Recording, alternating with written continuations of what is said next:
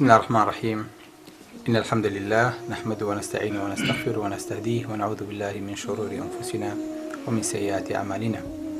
وصلى الله على سيدنا محمد وعلى آله وصحبه وسلم. خۆشەویستان و ئازیزان، ڕۆژوانان مسلمانانی بەڕێز و ئازیز،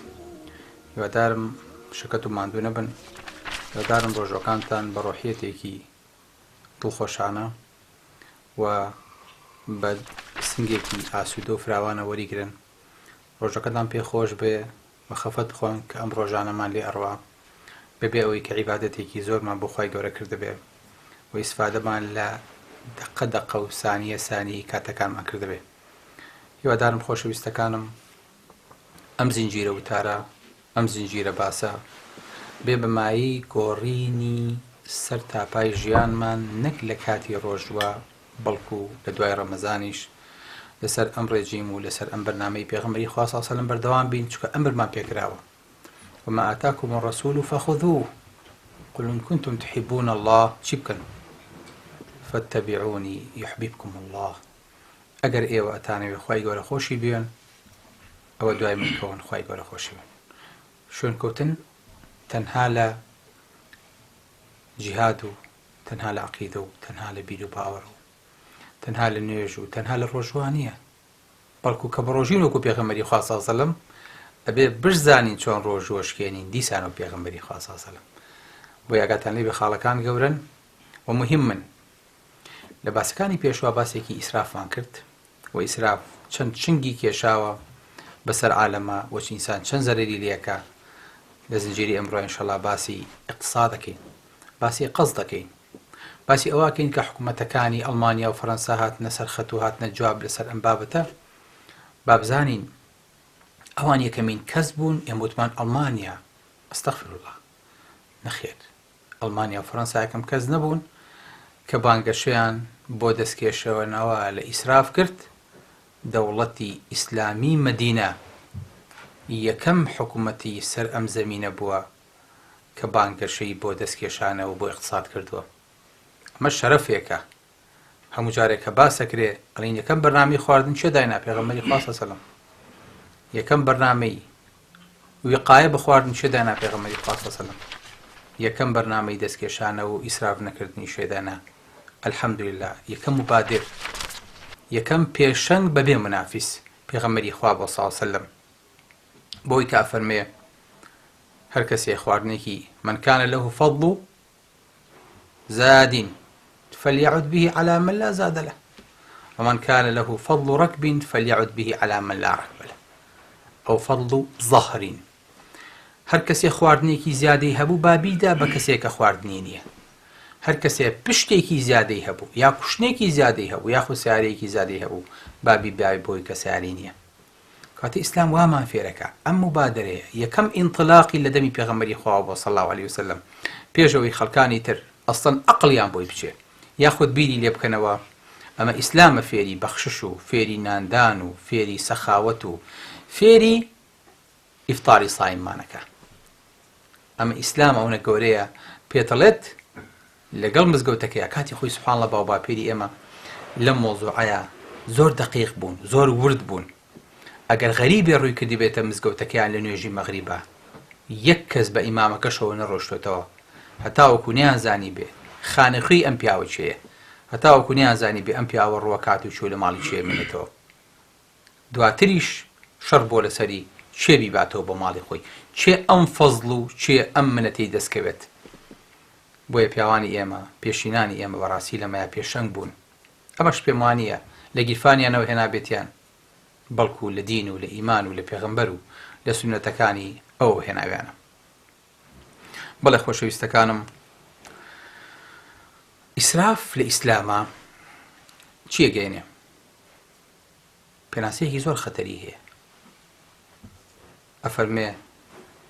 إن من الإسراف أن تأكل كل ما اشتهيت. الله أكبر. إسراف أويا حەزت لە هەرچیە بوو بیخۆی، ئەم پێوتە ئیسراف. مستەڵەحێکی قورسەوە نییە، جا باشە ئەگەر من حەزم لە شوێنێ بێ نایخۆ، بەڵام حەزت لە هەر شتێکیش بوو هەر دەستی بۆ بەریت و بیخۆی، ئەوەش بۆ خۆی ئیسرافە کاتتان لێ بێ. کابرانی وەشە و خەبی لێ زراوە هاتوۆتە دەرەوە وەڵا ئەوە کاکەوە خێر وەڵا دیارە شەو نوێژەکە بزانە کابرا بزانە حراستێکە گرێ بزانە بدۆی چیا بگەڕێ باشە بەو نیوەشەوە وڵاتێ بەرەو سەرپیەکە خۆ ئینا لیلا و ئینا ئیلیهی ڕاجعون یعنی بەڕاستی نەفسی ئینسان ئاوا هەڵێگرێ بۆ ئەوەی کە بەرەو خواردنێکە بەرێ ئەو نەعەزێتە بە بەڕاستی من ئەو بە شەرع و بە دین و بە ئیمانیش نازانم بۆ معلومات یعنی ئیسراف لە ئیسلامە ئەمە ئەگرێتەوە باشە تۆ بۆ نیوەشەوە سەرپیەکە خۆی یاخود خواردنێکی قورسە خۆی وەڵا حەزم لێتی باش ئەم خواردنە باشە تۆ ڕێخۆڵەیەکی هەیە دیسان ڕێخۆڵەیەکی تری تێ ترنجێنی ئەم ڕێخۆڵەیە بەچی هەرزم بێ خۆی تەبعی ڕێخۆڵە و مەعیدە وایە بە هیچ شتێ ناتوێتەوە ئەو هەموو ترشەڵۆک و هەرسە مەعیدە و ڕێخۆڵە ئەیکەن خۆشیان هیچیان لێ نایە باشە تۆ بە قووەتیان ئاژەڵێک باشە تۆ ڕێخۆڵی ئەوە هێنەیەکی تەناو ڕێخۆڵی خۆتەوە ئەمە بەچی هەزمە بێت ئەمە لەکوێ جێی بێتەوە شوێش بەسەری ئاخەوی بەشەرتێ کەواتە نە تۆ ئیسفادە لەوەکەی نەویژ ئیسفادە لە تۆکە بۆیە خۆشەویستەکانم ئیسراف لە ئیسلامە ئەمە ئەگرێتەوە بۆیە جابری کوڕی عەبدوڵڵاه بەو عەزەمەت و گەورەی خۆیە بۆ نزیکی لە پێغەمبەری خوا صلی الله علیه و سلم ئەفەرمێ جارێکیان عومەرم بینی گۆشتم بەدەستەوە بوو سوبحانەڵڵا یعنی سەی سەحابە بکەن وەکو ئەوەی تاوانێکی کردبێ وەکو ئەوەی شتێکی خراپی بەدەستەوە بێ وەکو ئەوەی کە سیدیەکی پێگیرا بێ وەکو ئەوەی کە شتێکی قاچاقی بەدەستەوە بێ فەرمی عومەرم بینی فەرمی ما هذا يا جابر الله ئەکبەر گۆشتێکی حەڵاڵ ببیتەوە بۆ کۆمەڵێ خۆشک ببێتەوە بۆ کۆمەڵێ مناڵ بە چەند درهەمێکی کەم کڕیوێتی ئەفەرمێ ئەمە چییە ئەفەرمێت حەزم لە گۆشت بوو کڕیم الله ئەکبەر عومەری کوڕی خەتاب سەیری ئەم قسەی پێ ئەڵێ ئەم وردەکاریە کە هەقا بەسەر هەموو مەتەمەکانە ئەگەر قبوڵکەن بنووسرێ فەرمێ ئەوە كلما اشتهيت يا جابر اشتريت ئەی جابر ئەو هەر کاتێ حەزە لە شتێ بێ خۆیت ئەیکڕی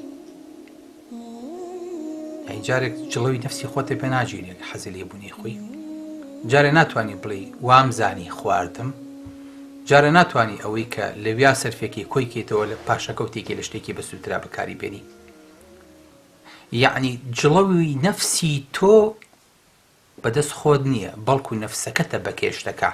بۆ ئەوەی کە پێت بڵێت تۆ چیەکی یعنی تۆبی بە شوێن کەوتوو بە دواکەوتووی ئەو نەفسەی کە ئەمرت پێیەکە فەرمە ئەی جابر ناترسی خوای گەورە لە قیامەتا پێت بڵێ ئەذهبتم طیباتکم فی حیاتکم الدنیا خۆشیەکانتان لە دنیاە بەسەر برد لا ئێمە پاداشتان نییە طیباتەکانتان لە دنیاە سەرف کرد هیچتان بۆ قیامەت نێشتەوە بەڵێ ئەبوو بەکری سیدیقە فەرمێ إني لأكره الرجل يأكل رزق أيام في يوم واحد مرقم لە پیاوێکە ڕزقی کۆمەڵە ڕۆژی لە ڕۆژەکە بخوا واتە ئەو خواردنەی ئەو دەفرەی بەردەمی بەشی سێ ڕۆژەکە بێ لە ڕۆژە تەواویکە ئینسانیش کە خواردنی تەواو بوو ڕزقی تەواو بوو لەسەر زەویە کورد دەڵێ سەری بێڕزق لەژێر خاکایە جبریل دێ ئەڵێ یاخود مەلەک المۆت دێ ئەڵێ وەڵڵاهی لەسەر ئەرزاق لوقمە خواردنیەکت نەماوە بی خۆی ستۆپ بۆست باجە خۆشەویستەکەم هەموو شتێکە خۆی لە پڕ تووشی شەکرابی تووشی زەبحابی تووشی جەڵتابی دکتۆرە لەیتر ئەم شتانە و لەسەر مەمنوعە یعنی بەشەکەی خۆ خوارد لەوەدا نابی خۆ هەمی بەسەرێکەوە خوارد پەلت کرد کۆتایی پێێنە ڕزقیش ئاوایە ئەجەلیش ئاوایە خواردنیش ئاوایە لوقمە خواردنەکە نەما کۆتایی پێدێ بۆیە ئەبوو بکرە فەرمێ ڕقم لە پیاوێکە کە خواردنی کۆمەڵی ڕۆژی لە یەک ڕۆژ ئاخوارد تە بەشی کۆمەڵە ڕۆژتەکە سەرفی مەکە داینە بۆ ڕۆژێکی تر هەمی بەسەرێکەوە مەخۆ خۆزگایەک ئەمی پێغەمبەری خوا صلی الله علیه و سلم ئەمی سەحابەکانی دوای پێغەمبەری خوا پێی فەرمووین ئەبوو بە مبادرەیەک ڕۆژانە ملیۆنەها میسری ملیۆنەها موسڵمان لەناو قەبرستانەکان و بەسکی برسی هەتا بەیانی سکیان ئەوشن دوو گەنجی موسڵمان دوو گەنجی میسری بیر لە ئیشێکی زۆر جوان و بیر لە مشروعێکی زۆر گەورە ئەکەنەوە ئەچن بەلای مەتامەکان ئەلێ زەحمەت نەبێ ئێوە خواردن کەمایەوە چی لێەکەن وەڵاڵێ ئێرژی فڕێدین ئیکینە تەنێکی خۆڵەکە و فڕێدین ئەلە باشە ئیجازەمان هێن بەیانی دوو مەنجەڵتان بۆ بێنین یەکیان شتی شلی تێکن یەکێکیشیان برنج و شتی ڕەخی تێکن لە جیاتی بیکەنە تەنێکی خۆڵەکە و بوانکەن ئەم دوو مەنجەڵەوە ئەم دوو مەنجەڵە ئەم دوو سەتڵە لە مەطعەمەدا ئەنێن